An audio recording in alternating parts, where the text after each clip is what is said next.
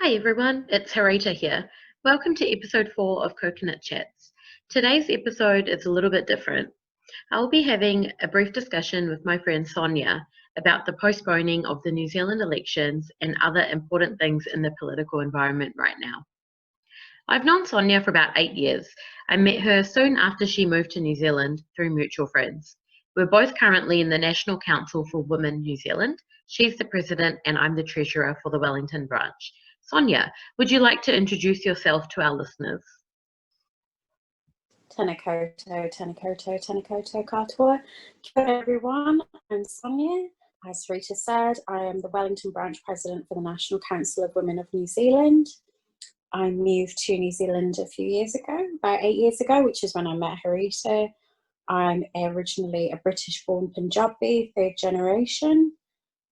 I did my MBA last year and I currently work at a bank in automation, programming a chatbot in natural language processing. Thank you for having me, Harita. Thanks for that, Sonia. So the first question that we'd like to discuss is about the New Zealand elections being postponed from September 19th to October 17th, mostly due to the second wave of COVID that we've recently had in New Zealand. Do you think that was a good idea by the government, Sonia?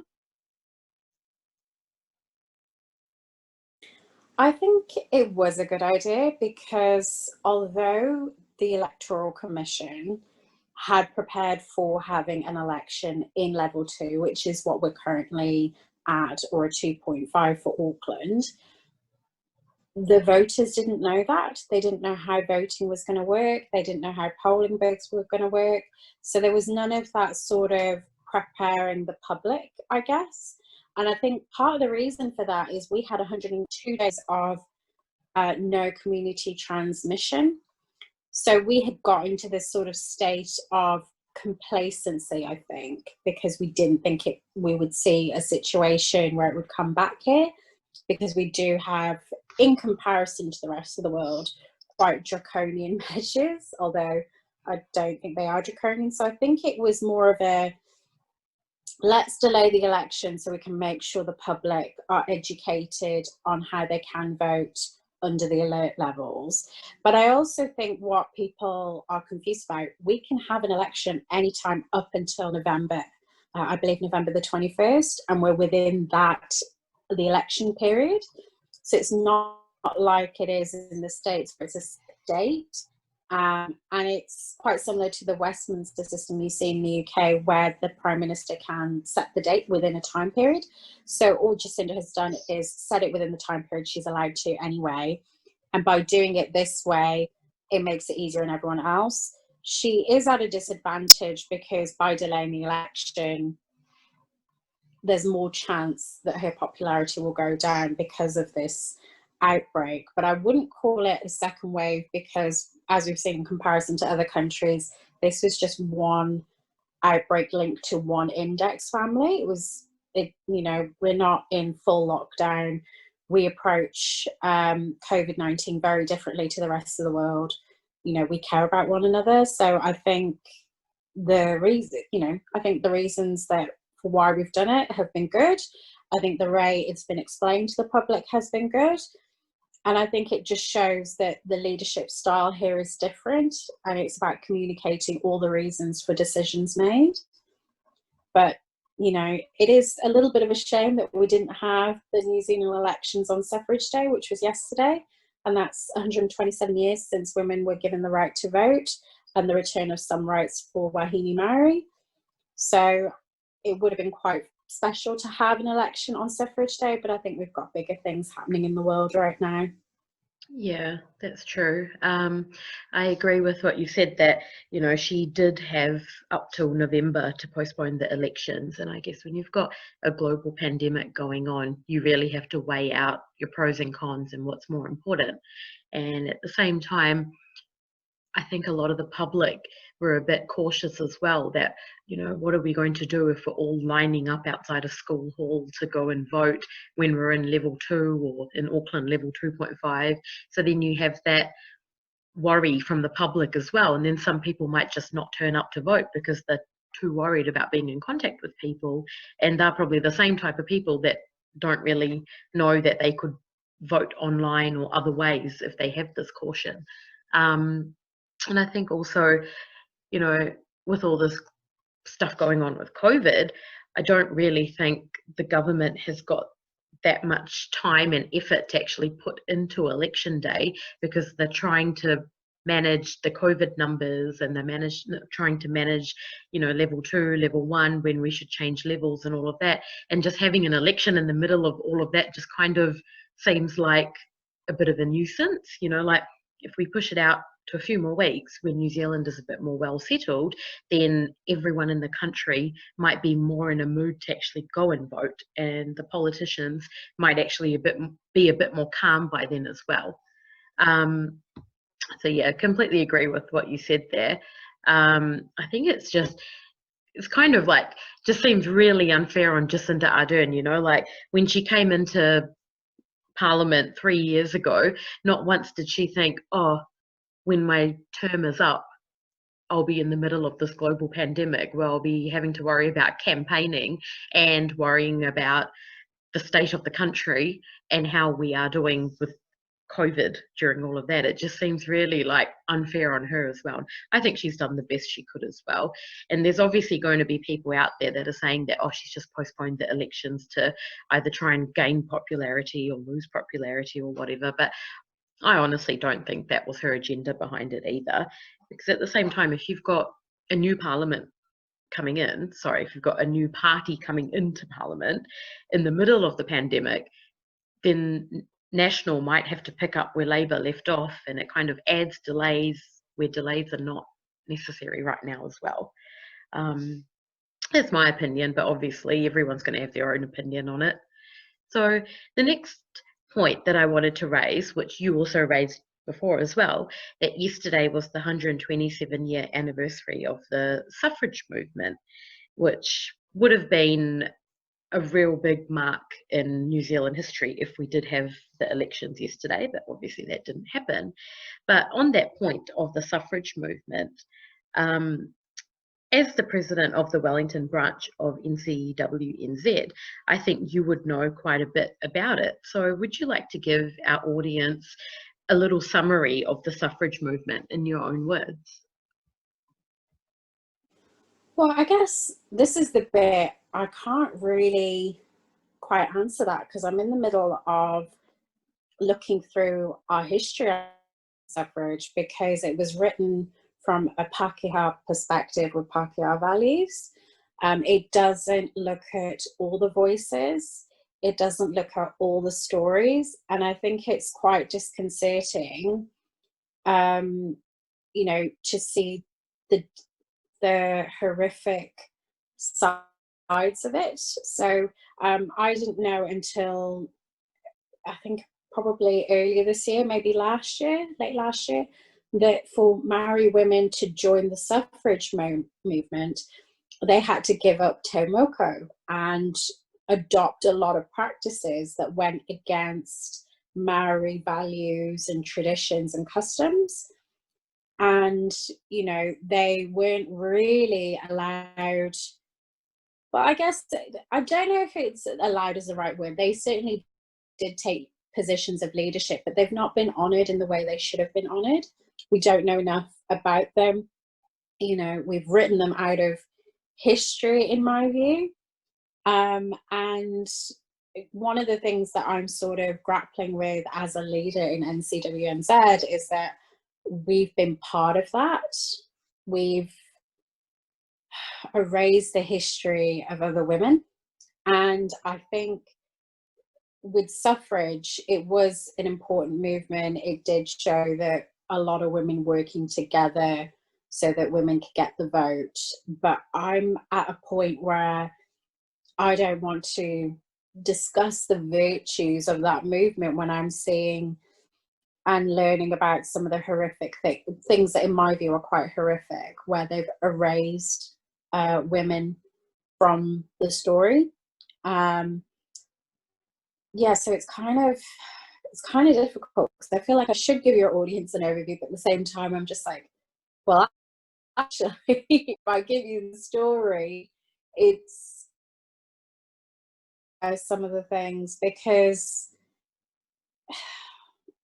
yeah, I guess to give your audience a bit of perspective on things, like I'm going through that sort of, I'm on my own sort of journey, like of looking at the effect that colonization has had on society in general in New Zealand. And I think growing up in the UK, where a lot of colonization came out of, you don't notice it so much. But here, because Maori people are the indigenous people of Aotearoa, New Zealand, you're getting to see more of the sides you don't see. So a lot of the history I'm sort of questioning. But just so that the audience have something, it was agreed that Kate Shepherd was a leading suffragist back in 1893, and she'd made several attempts over the years to get the vote for women, and it was on her third attempt that women were given suffrage, that is the right to vote, and that was signed in on the 19th of September 1893. And then 3 years later, the National Council of Women was founded, and she was the first president, and that was to look at issues that affected women and families, so things like pay equity, family violence, and the enfranchisement of women. But at this point in time, because I am looking at our history and I'm seeing things I don't really like, I don't feel all warm and fuzzy about it. Yeah, fair enough. I think you've summarised that really well. As a New Zealand-born person, there's a lot less that I know about the suffrage movement than you do, and I think that kind of puts me to shame, because you're not originally from New Zealand, yet you know all of that history about it. And I think a lot of New Zealanders are probably in the same boat as me. We all know who Kate Shepherd is. We all know that she was part of the suffrage movement, and then that's kind of as most as our knowledge goes. We don't know all the ins and outs of it, what the suffrages actually stood up for, and the real detail about how difficult it was for them to actually get women the right to vote and all of that. Because what they say today is like, a 2-minute summary of the years and years of struggle they actually went through. So I think you actually know a lot more detail than what a lot of actual New Zealanders would know. So I don't really have anything to add on what you said, but I just think that little summary you gave is a good little introduction to our audience about some of New Zealand's history. So the next thing that's going on at the moment, I feel like some people know a lot about it because it's on the news, but then some people that don't really pay too much attention to the news don't even really know this is kind of going on in the background. But there's this thing called the Make It 16 campaign, and it was recently started by a group of college students that are in that 16 to 18-year-old age bracket, so kind of year 12, year 13 at college. And they're campaigning for 16 to 18-year-olds to be given the right to vote. I think this was also brought about after government announced that they were going to postpone elections, because that means in that 1 month between September 19th and October 17th, there are quite a few teenagers that are turning 18 that would not have been 18 if elections were on September 19th. So that was one of the triggers as well. But how do you feel about this? Do you think this Make It 16 campaign should be passed? I was originally against it, but I think because one of our branch members is part of this movement and she does turn 18 before the October election, her arguments convinced me. I think one of the things that we see a lot of is a lot of young people in particular don't vote. And the reason for this is because we don't really educate people on being a good citizen or what they can and can't do. And I think that that's something that needs to change in our education. Like, how do you open a bank account? How do you budget for the weekly shop? How do you vote? All those things. I think they need to be part of our education. And what we have seen abroad in other countries where people can vote from 16 is if their first time voting is at that young age, they become lifetime voters. They get into the good habit of always voting. Otherwise, what you'll get nowadays is if you don't have people that vote from a young age, they might only vote for the first time in their late 20s or early 30s. So they would have missed out on having or using their vote for at least 2 or 3 election cycles. And I think that that's a huge problem. You know, I think that the vote is something that is a privilege. And I think that, you know, we're doing a disservice to our young people by not educating them. And I think that the Make It 16 campaign is a good way of ensuring young people get into that lifetime habit of voting. But I also think that our young people nowadays are more politically engaged. And we've seen it here in New Zealand with School Strike for Climate Change and the Black Lives Matter marches. A lot of young people don't feel they have any other way to sort of express their voice.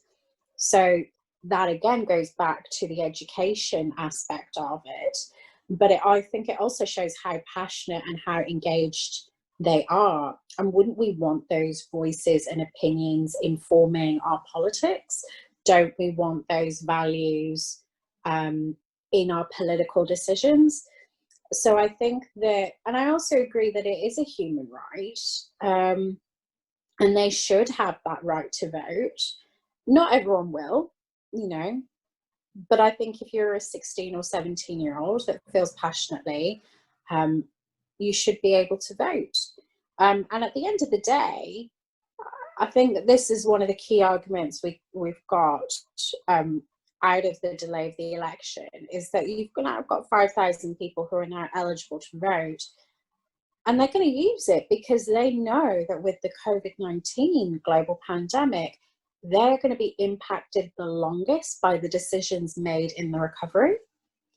So they are motivated to vote, to take part.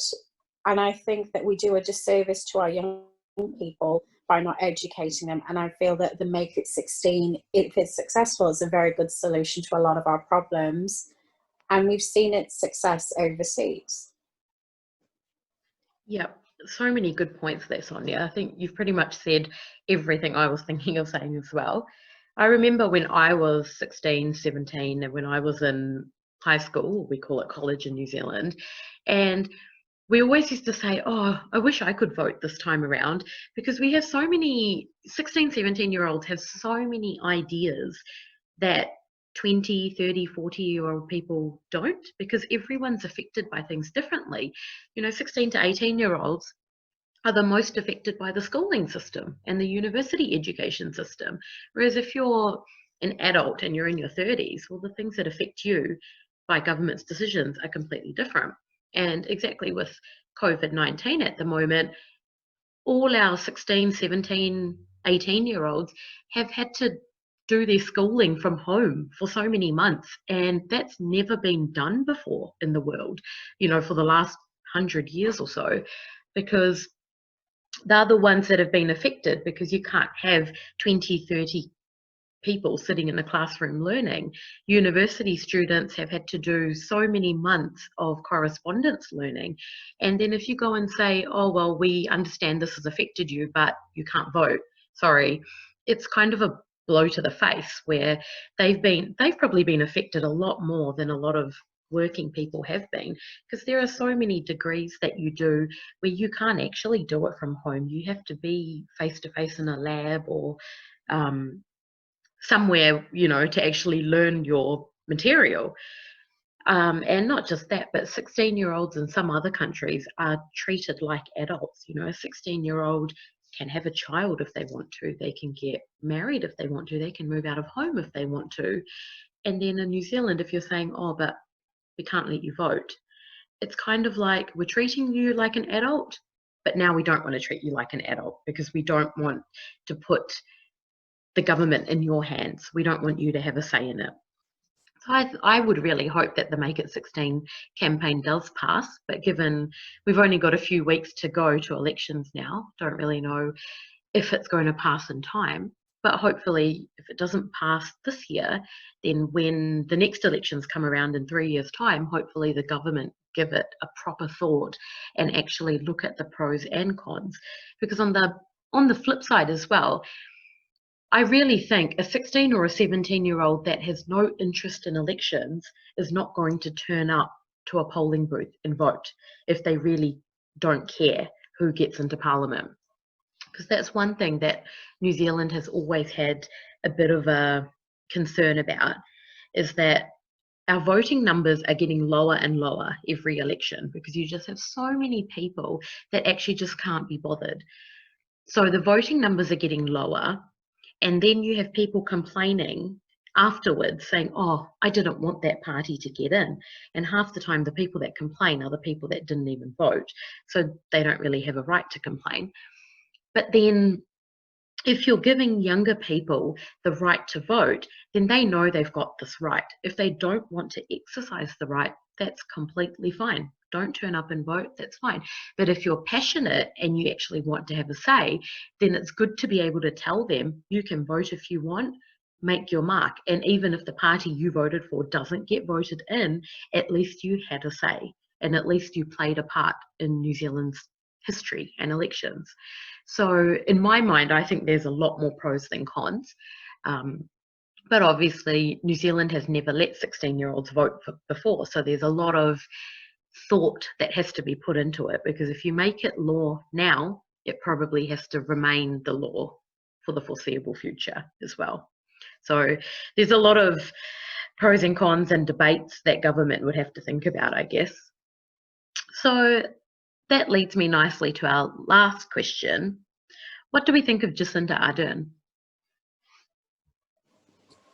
I think Jacinda Ardern is a good leader, but I don't think she's good out of a crisis. I think she's good for a crisis, because I think she hasn't brought in a lot of the transformational change she could have done. I think that people have this misconception that the Labour and the National Party, which is sort of like our Tory and Labour Party, or Liberal Democrats and Republicans, just to give you people an idea, that actually Labour and National, if you look at a lot of their policies, particularly for the 2017 election, I'm aware this was 3 years ago, but a lot of their policies overlap. They're very centrist parties, so they both won't actually put in place policies that divert too much to the right and too much to the left.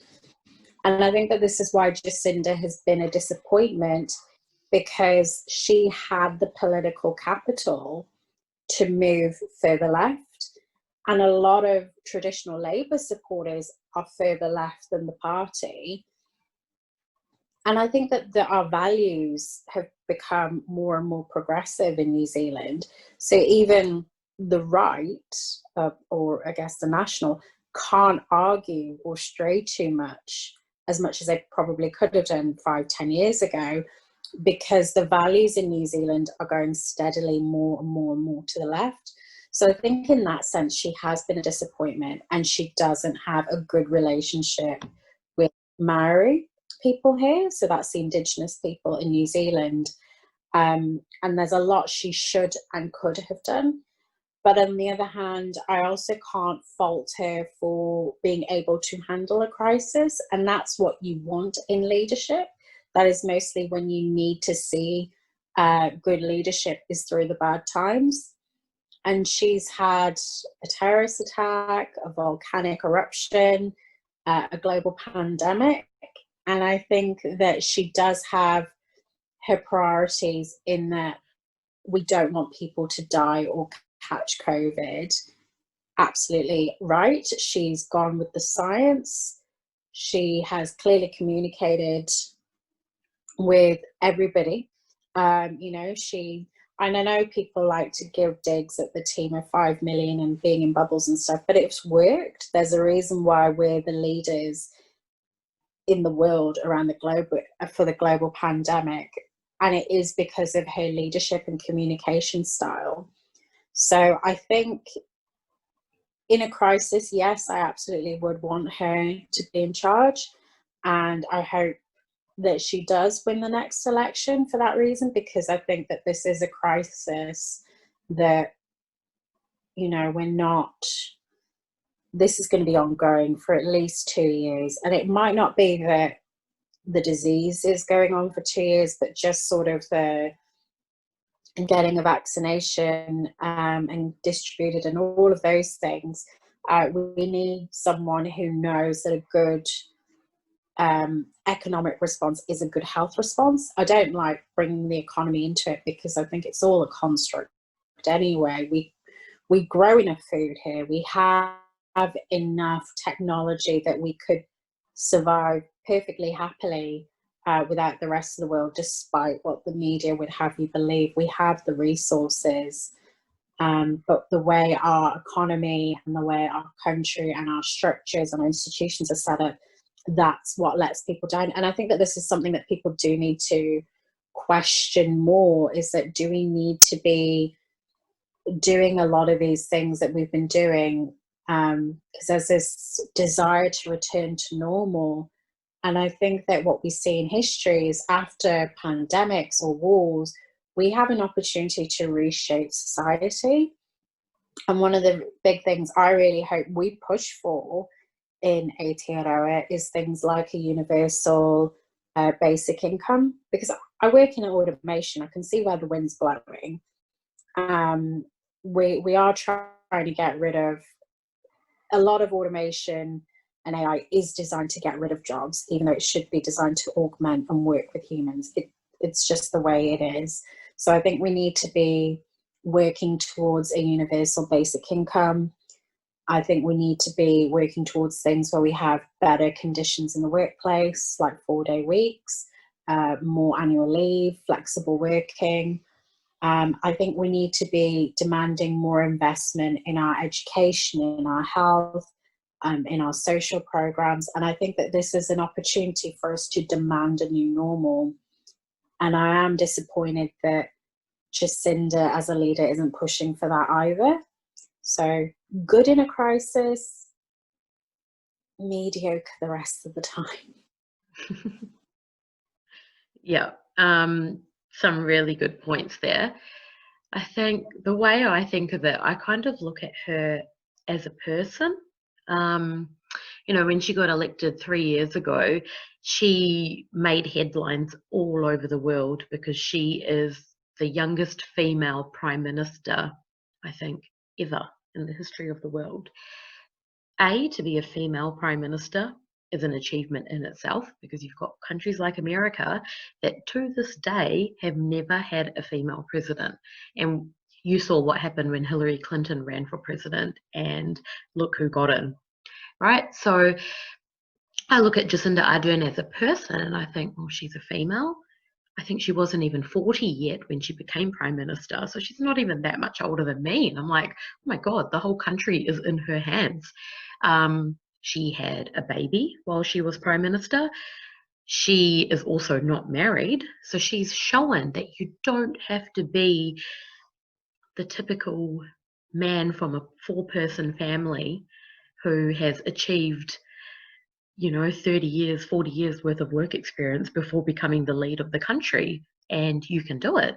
I look at her that way, and I just think, you know, she's achieved so much. Obviously, she's not perfect for all the reasons you said and so many more, but what leader in the world is perfect? You know, you've got people out there like Trump who think they've got COVID under control, and he pokes fun at New Zealand, but it's like, can you see what's actually going on in your own country?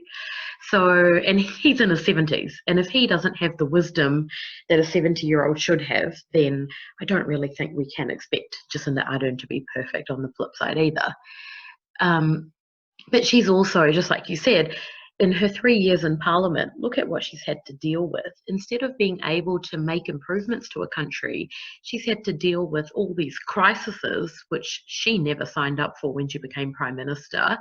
No one would have thought that the Christchurch attacks would have happened. That type of thing has never even happened in New Zealand, let alone in the last 3 years. That's the type of thing someone would expect to happen in America or countries where guns are allowed to be used freely. So she's handled that really well, the volcano disaster, and with COVID as well.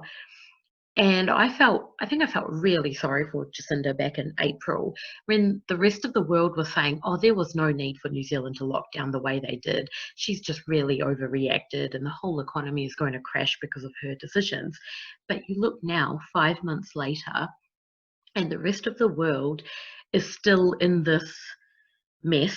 Like they're in this level 2, level 3, we can't decide what to do. Every 2 days, their rules are changing.